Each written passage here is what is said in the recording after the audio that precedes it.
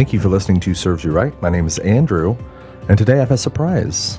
Yes, this is a surprise third episode for the week. A little while back, I went on the Bar Business podcast with Chris Schneider, and we had such a good time, such a good conversation.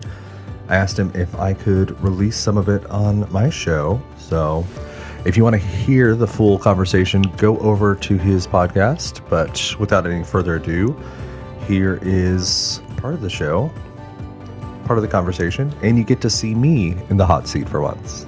Enjoy. I started off very young, probably too young legally to be working in hospitality, but I grew up in a small town in Texas called Pampa.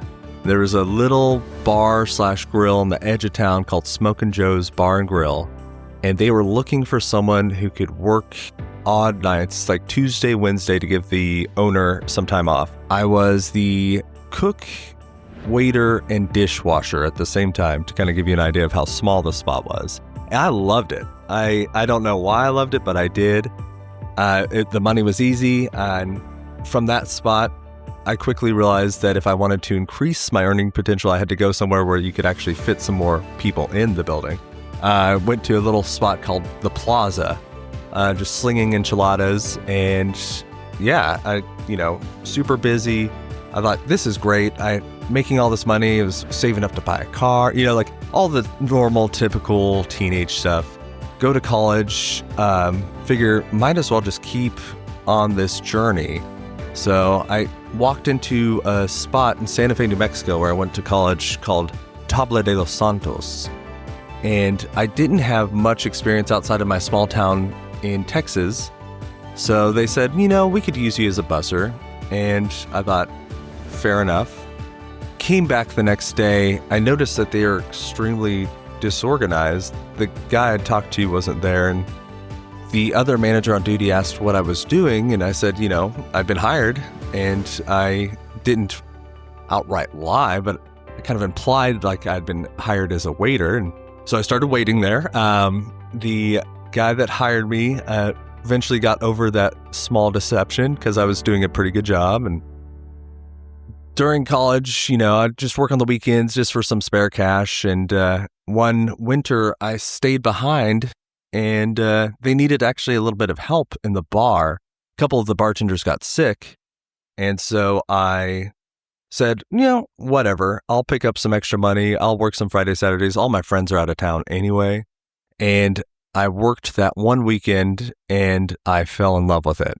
And the bartenders told the restaurant that they weren't giving me back, and I became their bar back, sadly at 19, so I had to wait a couple of years before I could actually pour anything legally, but I was very good at doing dishes and supporting and kind of figuring out how things were going. Started bartending at 21, fell in love with wine. There was a gentleman in Santa Fe giving a free class, and I started attending, and I thought, wow, this is super interesting. This is super complex.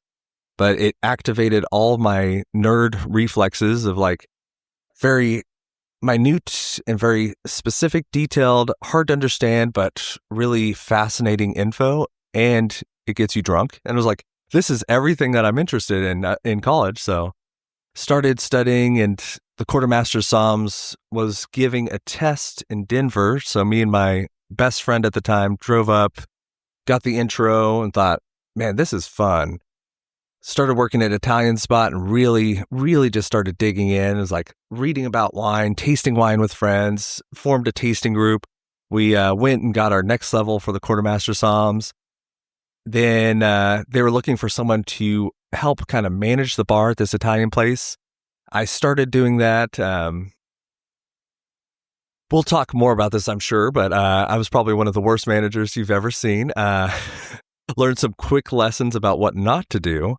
And then met a lovely lady, Russian, and fell in love, married her, and moved off to take care of her parents, and walked into a random steakhouse in town called Mahogany and asked if they were hiring for a server. And so it's a long journey to today, but that's how I got to where I'm at. I mean, that is a long journey, but I feel like for a lot of people, that end up in this industry, and we had talked about this a little bit on your podcast, that you kind of just default into it for a lot of folks because it's something you've always done, or it's your as you are going through life, it's just what you're doing, and you kind of just end up here, even if that wasn't your intention. And along those lines, let me ask you a very random question, but what did you study in college? St. John's College in Santa Fe. So it's liberal arts. It's kind of a weird school. Their whole shtick is they do the Great Books program. So it's all the classic works of Western literature, and instead of just textbooks and lectures, you're actually reading like Newton when you're doing calculus. You're actually reading like the source materials. So super, super interesting, super expensive. still paying that off. But definitely one of the best decisions I think I've ever made, because it taught me a lot of how to think and how to learn. Which are both great, but the reason I asked that is because that has nothing to do with bars or restaurants, right? 0%. Yes. That is far away from hospitality, especially if we're talking about reading Newton and understanding calculus. Because I don't know many people in hospitality that understand calculus, if I'm honest. Algebra, yeah. Yeah, I took Algebra 1 in college and I did very poorly. But my major was hospitality, so it didn't really matter. As you were talking through your journey there, you had mentioned that when you first became a manager, you weren't a very good one. Yes. So tell me about that. What led to you not being a good manager when you first became a manager? So I will kind of give you the background. That Italian spot I worked at is called Il Piatto. Great food, really, they're known for their early, late happy hour. You can get like half off appetizers. They probably changed it. It's been probably 15 years, but still, really fantastic spot. Started as a waiter, got promoted into the bar position, and I was just young. That's part of it, just transparently. I was 24, 25. I would say, knowing what I know now, that I wouldn't necessarily have called myself a manager. I was more like a key employee, someone that they trusted with the keys to lock the store up, but anyone really would have given me a lot of authority, which is great because at the time I probably shouldn't have taken any. I will say it takes two to tango. So I definitely could have brought more maturity and a little bit more self-reflection to the role. They did see that over the course of years that I was reliable, showed up, would always get my shifts covered, or, I checked a lot of boxes of, hard to fake signals of trustworthiness, but I was still 24.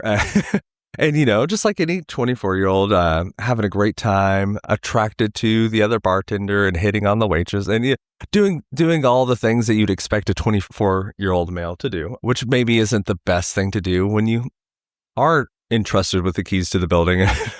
So, yeah.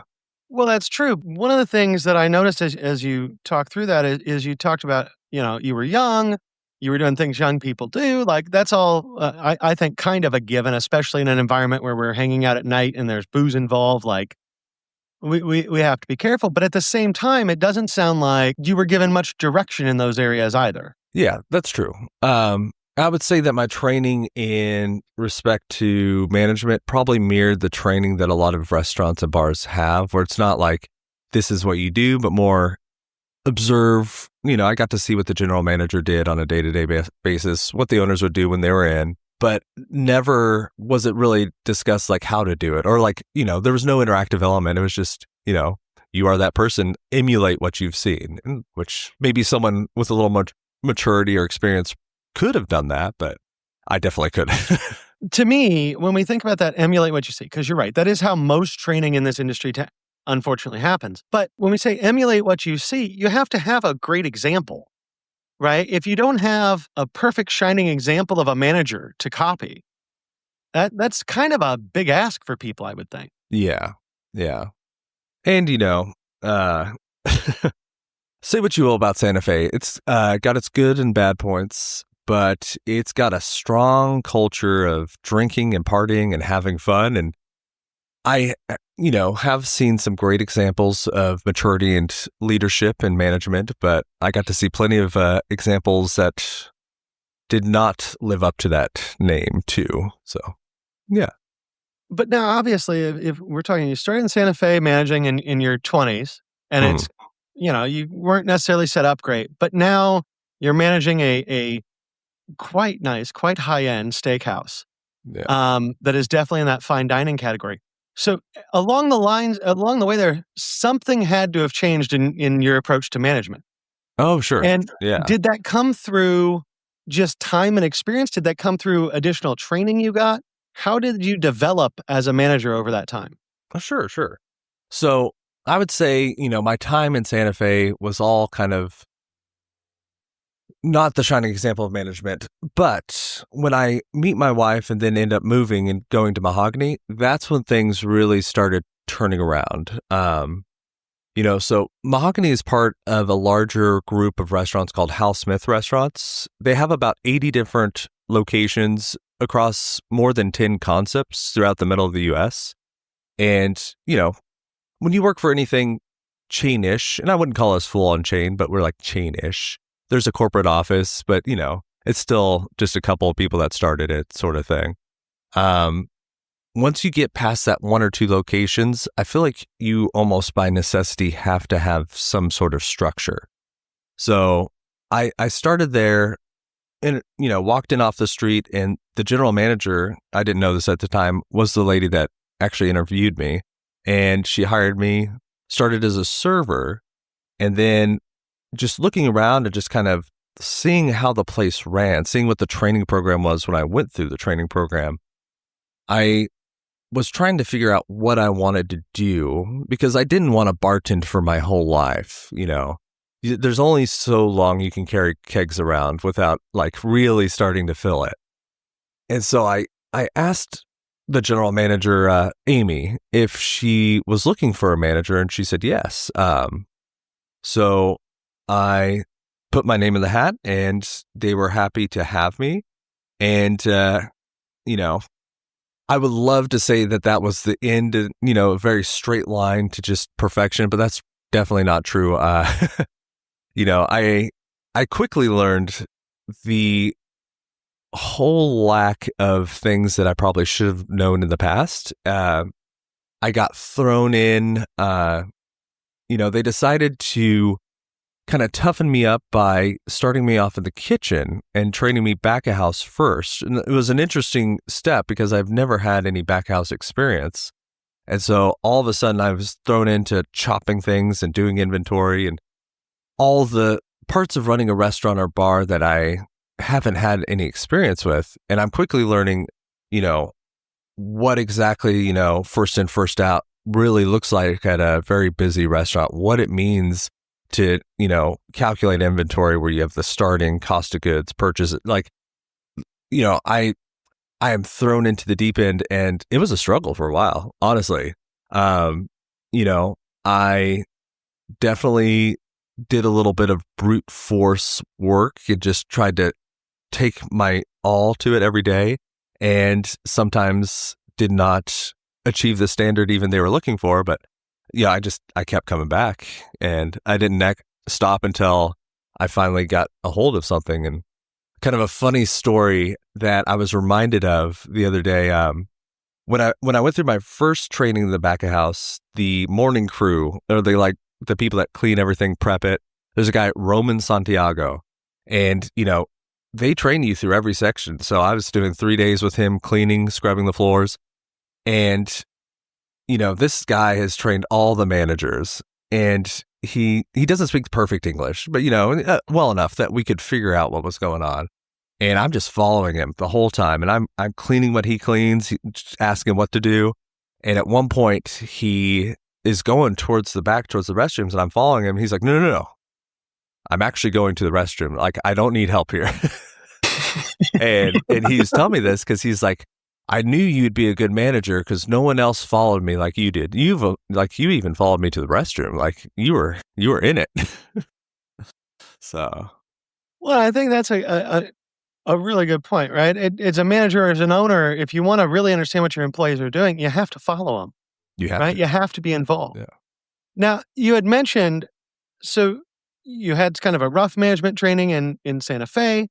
Then you joined Mahogany, and they have a much more formal system where you learned all the things that you didn't know before.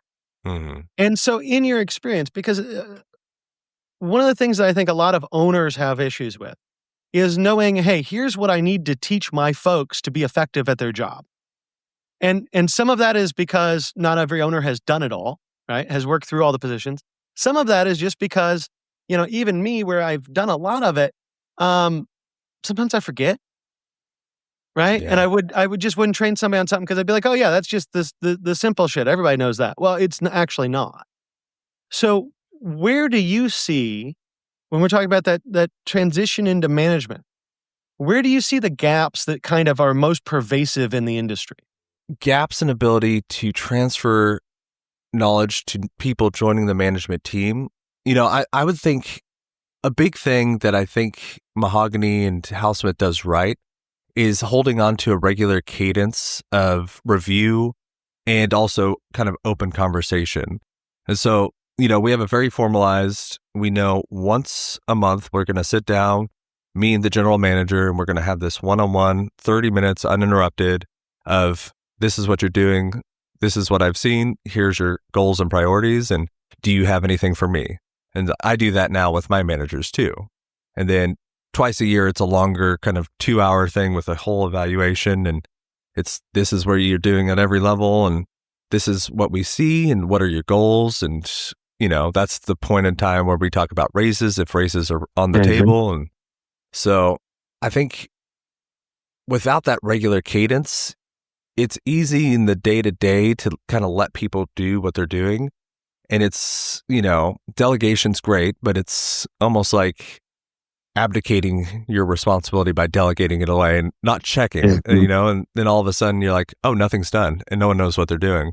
And I had no idea all this time, and yes. And, I'm saying that too, and like remembering times when I thought projects were done and it just wasn't clear what I was looking for. And, I guess we could have saved ourselves a lot of time by just taking a few moments to chat. So gaps in ability to transfer knowledge to like new managers. Some of the biggest gaps that I've seen, I feel like, and I think our industry is one that this is really always going to be an issue. I feel like emotional regulation is a big area that a lot of people that I've worked with and brought into management and unfortunately let go from management have all like struggled with. Leaving difficult to handle emotions at the door and, treating each day like a new day and just not letting it overwhelm you. I've seen grown men yell at like 19-year-olds for doing silly things and like, I get it. It's Friday and it's 7:00 and you're stressed, but you gotta communicate the message to that hostess without making her cry. Like you just have to. That would be one of the big ones. And then, I'm sure you deal with this a lot, a general fear and a general hesitancy towards numbers. So no one liked math, apparently, that ends up in restaurants.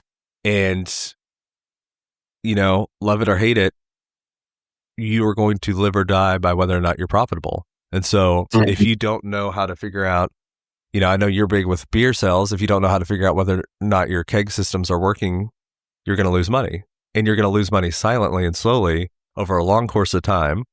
If you don't know how to cost out your wine, you are going to lose money. And so, it's not a lot. It's like 5 or 6 formulas, and like, if you really want to up your game, take an accounting class and maybe join the general management team someday. But really, if you're running a bar, you've got to understand what cost of goods means. You've got to understand how to read some very simple Excel sheets.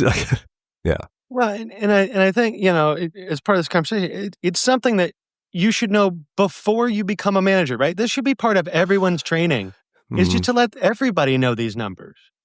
Because I don't know your personal experience with giving folks numbers, but I was a big fan of like giving my whole team the P&L because, hey, you know what? Some months we win, some months we lose. Here you go. Look at it. And then everybody can understand, hey, this is what's going on. And it actually motivates people.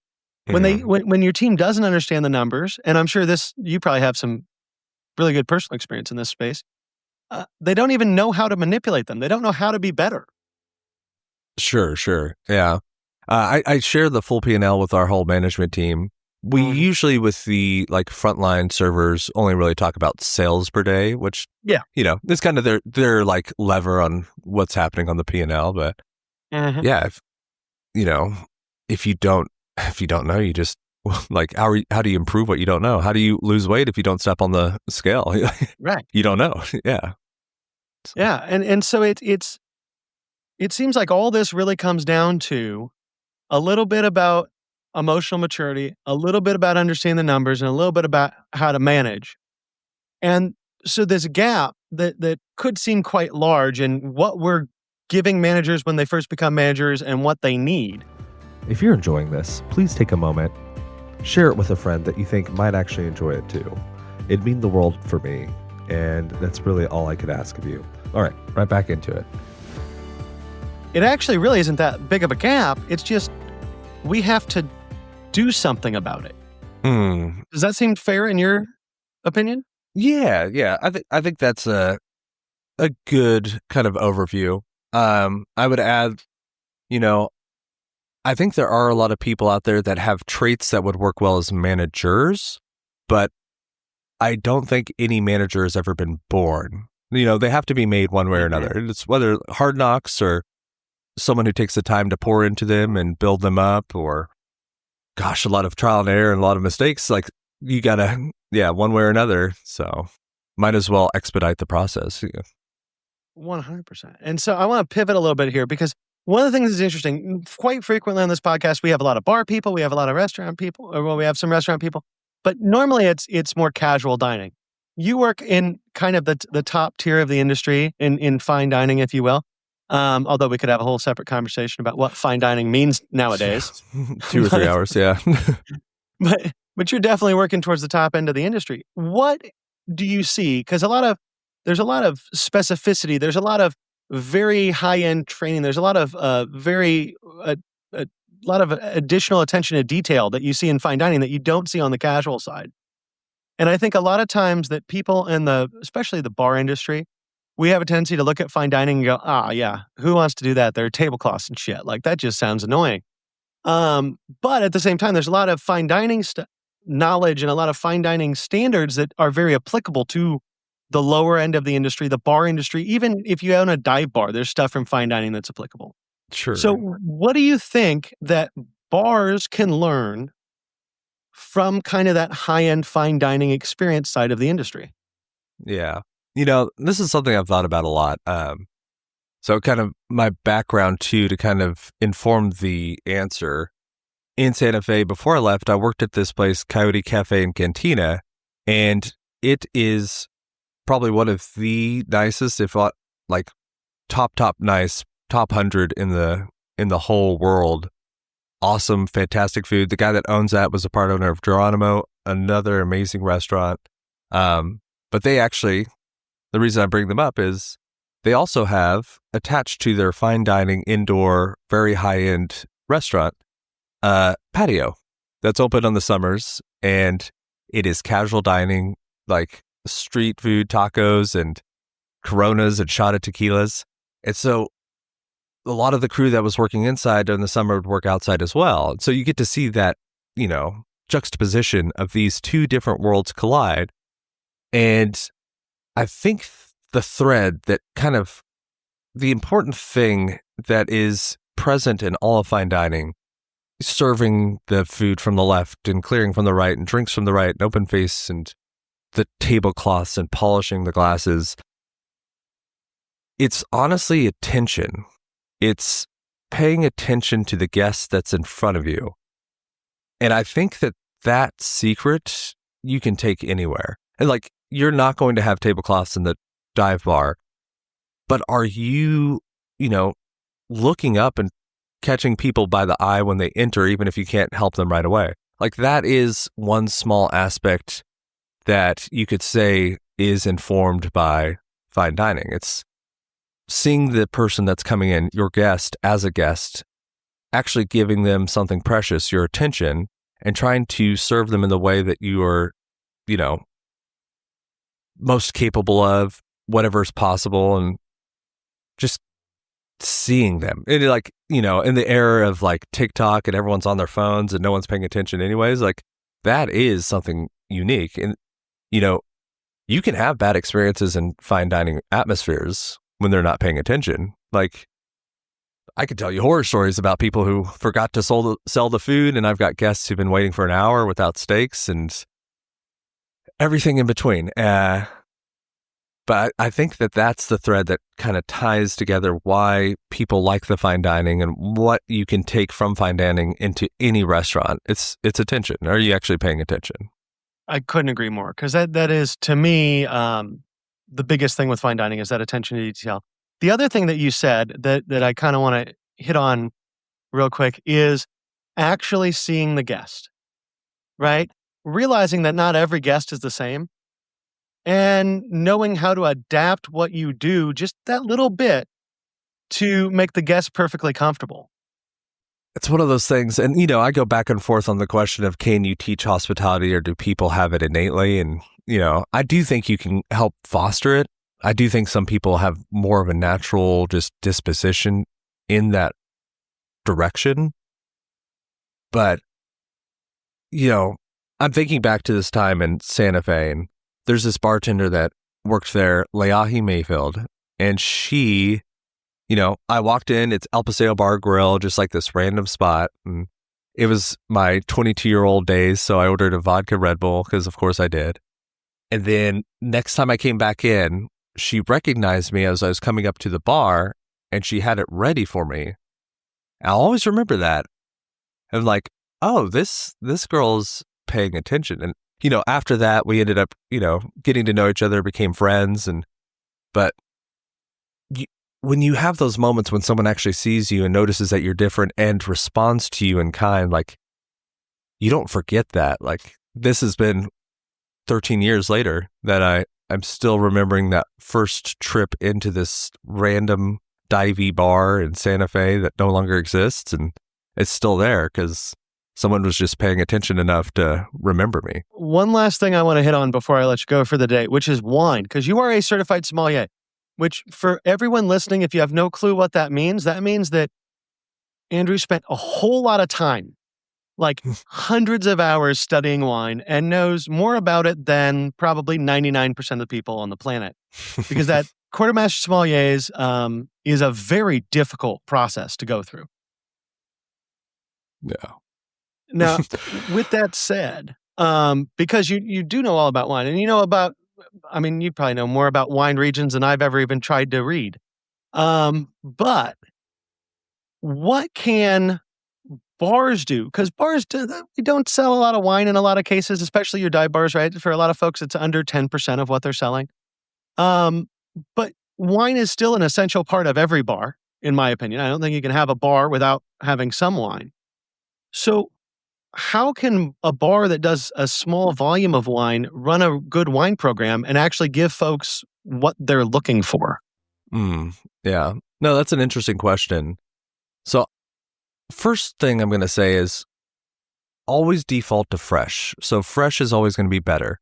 So if you're a dive bar and you think you might sell 2 bottles of wine over the course of a week, you shouldn't have 5 offerings, because the second you open a bottle of wine, you're in a race against air, and air is trying to turn the wine into vinegar. So you don't want to serve your guest vinegar. You don't.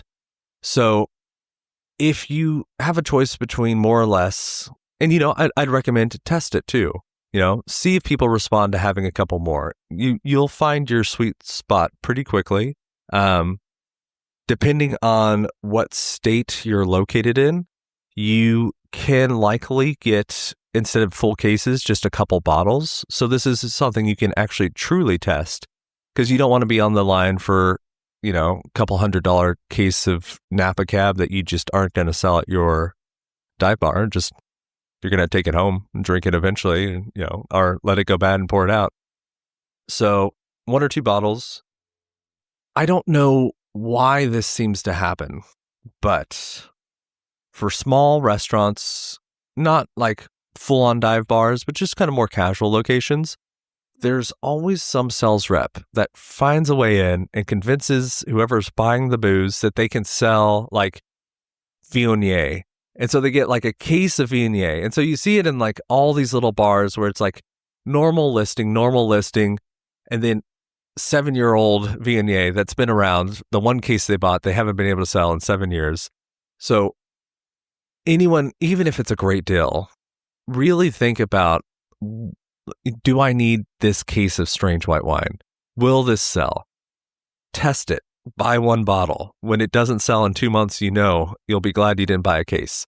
And like, I see it everywhere. It's the wildest thing. One thing that I would recommend that I've had a lot of luck with, don't assume that every guest is going to want the standard pour of wine. Typical pour is 5 to 6 ounces in most restaurants and bars, but we started offering an option of 6 or 9. And the number of people that actually take us up on that is pretty impressive. And, standard 750 milliliter bottle of wine is 25.3 ounces. You get 3 of those sold, you're onto a fresh bottle. So all of a sudden you're already freshening up your bottles, and, it's the McDonald's, would you like to supersize that? But people want to supersize it. So let them pay, let the guests pay you more, might as well. And then last thing, go on Amazon and search for wine air pump. And so super cheap. You just put it on top at the end of the night, make it part of the closing duty of the bartenders, pump the air out. It is not foolproof. It will not make your wine last forever, but it will give you a couple more days. And so in an industry where every cent counts and it's a game of nickels and dimes, every bottle you don't waste is money in your pocket. So just keep that in mind. And then, yeah, we can get into like, if Joe Schmo on the street doesn't know the name of the grape that you're trying to pick, you probably are picking the wrong wine for your bar. If you're picking something, I believe you're a big fan of this, you should probably make it typical. Don't pick up the Napa Cab that is drinking like a Pinot Noir. No one wants that. They want a Napa Cab when they say Napa Cab. If you're getting Sauvignon Blanc, don't get a barrel-aged version that drinks like a Chardonnay. Get a Sauvignon Blanc, And then, okay, last plug, but this is worth it. Kelly White, one of the world's best wine writers, has a book, Wine Confident. It is written for beginning wine, just like the basics of the basics. She does a great job. She calls it wine baby talk, but she refuses to do it. She doesn't dumb it down, but she makes it as simple as possible. And she's got some very, very good common sense advice on what to think about wine, how to think about wine, how to sell wine, and couldn't recommend it highly enough. I've recommended it to pretty much all of our servers. So, oh, nice. Well, that's a great tip. And one question on the wine air pumps, because I am huge on those. Mm-hmm. But one of the arguments that I will see go back and forth from time to time is, should you also hit it with like argon before you pump it? And for those of you who are listening who don't know, argon is a gas that's heavier than air. So in theory, it's going to sit on top of that wine and prevent oxygen from getting to it. But Andrew, do you think that actually makes a difference? I've never tested it. Just be upfront there. What I have done with inert gas, if you ever used a Coravin, I can describe it for a guest list. Yeah. So there's a device called a Coravin, and essentially you take a needle, you stick it through the cork, and because cork will expand afterwards, you don't really get a lot of air intake in there. You pump the wine out very slowly, and you replace it with this inert argon gas. And so when you do it in that setup, it will last a lot longer. Again, not indefinitely, because you do puncture the cork. There is some oxygen ingress, but I've used that for blind wine tasting, and that's been great. You save yourself thousands of dollars. You can just taste and taste and taste. So it works. Theoretically, it works. I would say if you are in a situation where you're going through that little wine in that amount of time, it might be better to kind of look at your, are you selling the wrong wine? Or like, is there something else you can change? Because argon gas is not cheap. And so, yeah, it seems like you have like a tiny cut and you're going to like urgent care, or, like you're going to the hospital just for a tiny cut. And it's like, maybe we can deal with this at home with a Band-Aid. Maybe we can get a different bottle that speaks to our guests. Maybe the people that work for me do not know how to sell this wine. Maybe we could get a staff training, even without a wine pup, you should be able to sell that wine the next day and it should be pretty fine, Yeah. So 100%. Yeah. And final question on wine here before we wrap it up. What is your opinion on like splits? And I know a lot of times when we're looking at, the 187 bottles, a lot of those, especially when you go into bars, they're going to be lower end brands. Mm-hmm. But then you've avoided all waste at the same time. Sure. But you've also, in an effort to avoid all waste, you've given up on a lot of variety and a lot of, for lack of a better way to put it, really, really good wine that just isn't expensive in favor of big corporate wine. Yeah. Yeah. I think my answer to this would be, you've got to choose which difficulty to have, if that makes sense. So if you're in a dive bar, you've tried wine a couple times, the wine always goes bad, you still want to offer wine, splits might be the way to go. That way you can sell a bunch on Friday and Saturday, not have to worry about it on Tuesday, Wednesday when who's coming in to order wine. So there's that aspect. It is a lot of mass market wine. Yeah. I actually do utilize some. You can find some that are decent. What I've found for splits, and one of the reasons I carry them in my restaurant, Prosecco. Prosecco is a good one. It's right at that price point. You can guarantee it's always fully sparkling. So it seems like it makes sense for bubbles, because bubbles go, flat pretty quickly no matter what you do. You pump them out, they'll go flat even faster. So yeah, which problem do you want, essentially? And I guess in life there are no solutions, only compromises. So that, if nothing else, that is true in the hospitality industry, right? Yeah. Yeah. Thank you again for listening to Serves You Right. Episodes of this show come out every Tuesday and Thursday. If you have not had a chance, please go and check out the website, servesyouRightPod.com. You can find all past episodes and a contact form in case you need to get in touch with me. And soon, so much more.